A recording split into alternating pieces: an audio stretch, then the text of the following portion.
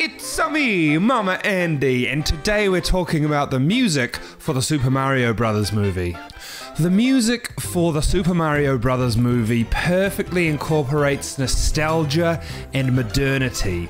It updates the original score from 40 years old and fleshes it out with a modern orchestra to perfectly match the modern film. I saw the Super Mario Bros. Movie this week and I loved it. It had fun, it had action, it had romance, and it had enough moustache to put Mama Andy to shame. But most of all, I loved what composer Brian Tyler did with the music. It was a really nice refresh and modernization of so many original Mario themes. Working in collaboration with original Mario composer Koji Kondo, he fleshed out the themes with a massive studio orchestra and really brought them into the modern sense of filmmaking. But to understand where the music for Super Mario Bros. Has come to in 2023, we need to go back in time to 1985. The music for the original Super Mario Bros. Game was composed by the legendary Koji Kondo. Super Mario Bros. Was incredibly his first major score, though he went on to compose scores for the Zelda franchise,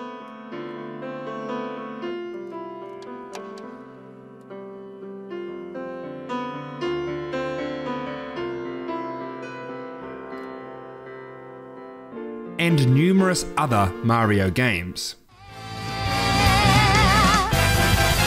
It's time to jump up in the air. Jump up, don't be scared. Jump up and your cares will soar away. And if the dark clouds start to swirl, don't feel them shed a tear, 'cause I'll be your one-up girl. So let's all But to understand the true genius of Kondo's work, we need to look at the technological constraints that were around video game music back in the 1980s. Super Mario Bros. Was released on the Nintendo Entertainment System, which utilized a 5-channel dedicated sound chip, with every channel only capable of producing a single sound, which gave all the consoles of that time a very characteristic, distinct sound, different from the others. So it means that Kondo wrote the score with only 4 sounds being able to be played at any one time. To put that in perspective, that's less than I can play with one hand on the piano. 1, 2, 3, 4, 5.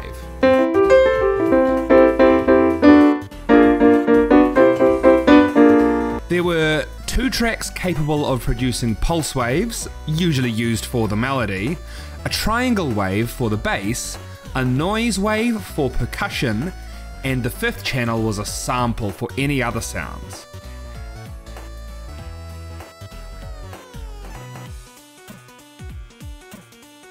It was so constrained that if a sound effect needed to fire, for Mario's jump or for an attack for example, one of the other sounds from the music needed to drop out for a second to free up a channel to play the sound effect. So let's have a listen to that original theme and see if we can pick out the 4 parts.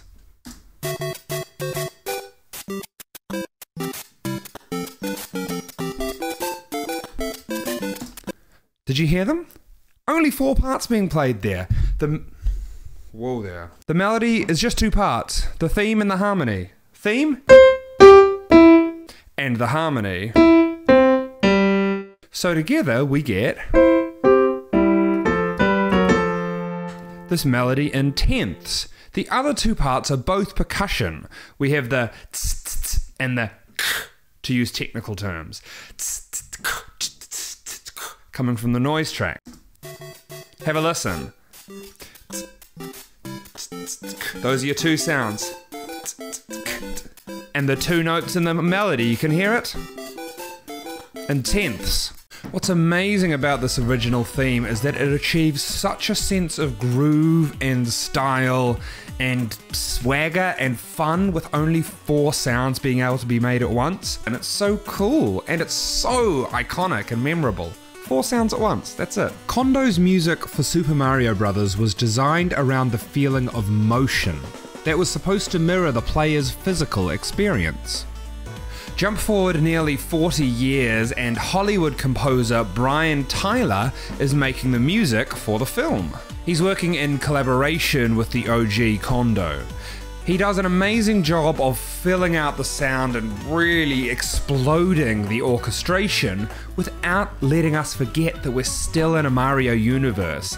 And there's so many little hooks and tags and references and Easter eggs and sort of winks back to the original score of the games. If the purpose of the music in the Mario game was to help create the feeling of motion, the purpose of the music in the film is to help create the feeling of emotion.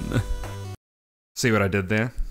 Film scores are there to give us emotional and thematic cues, and to help us invest in the story. And the film has its fair share of emotional heft.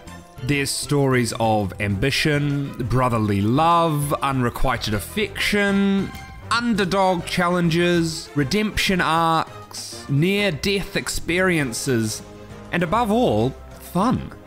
But where the movie's soundtrack really shines is in its set pieces. The film seamlessly transitions from contemporary cinema to full-blown side-scroller platform game set pieces, and the music roars into action, sending you reeling back to your childhood excitement of playing these games, but with all of the colour and sophistication of a modern orchestral score. Tyler retains the bouncy, fun, agile nature of Kondo's score, but has enough sonic sophistication to make us deeply care about his characters. The climax of this Tyler-Kondo fusion, for me, comes at the climax of the film. Now, spoiler alert, if you haven't seen the film, you might want to skip past the next minute or so. If you have seen it or you don't give a shit about spoilers, it's really, really cool. We're back in Brooklyn and it seems like everything's gone wrong for the heroes. They're losing the fight against Bowser. We're back in the real world and the star falls out of the pipe.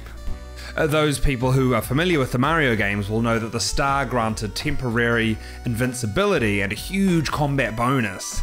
And there's this moment where you see Luigi and Mario reaching for the star, and you know what's coming. It's the Starman theme, right? It's this really famous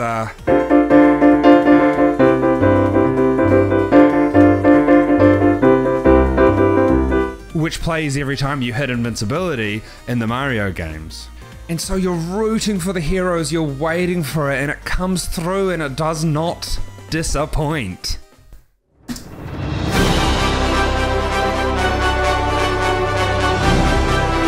Oh, it's majestic, eh? It's heroic. And so he does so much more than the game, whereas the game just sort of sits for a minute. He expands the theme. He has counter melodies going in the brass. He has this big fanfare sounding brass happening up top. And it's not just fan service. It's not just, oh, well, here we go. We're at the bit where they get the star, so I guess we'll play the Starman theme. It's more than that. It really works for the stakes of the film at that point. So they haven't just nicked the theme and thrown it in willy-nilly. They've put real considered thought into what the movie needs at this point, not just what the 30-something-year-old fans in the audience need. Even right from the timpani roll at the start.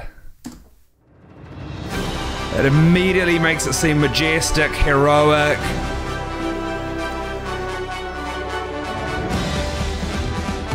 Two, three, one. Bit of 3/4 here, back into 4/4. Back into 3. Key change?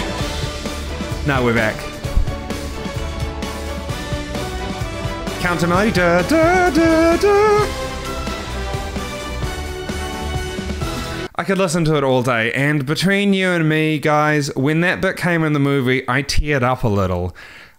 I don't have kids, but if I did, I would take them to this movie again and again and again, because there's something about the way the music is used that sent me right back in time, and it put me at 5 years old sitting on the couch playing Mario. You know, it really truly sent me back in time and filled me with all of that childlike wonder and glee that I got from playing video games at such a young age. And the music is such an important part of that. That's it for today, folks. Let me know if you liked the video. Please give us a like and subscribe. It really means the world to me. I love making these videos for you guys, and they do take a lot of time, so just knowing you guys are enjoying it really means a lot. I might make some more video game content if you really liked it. Let me know what you thought in the comments and what your favorite bit of the movie was, musical or otherwise. I'd like to hear it. Anyway, until next time, thanks very much for watching. I've been Mama Andy. Bye!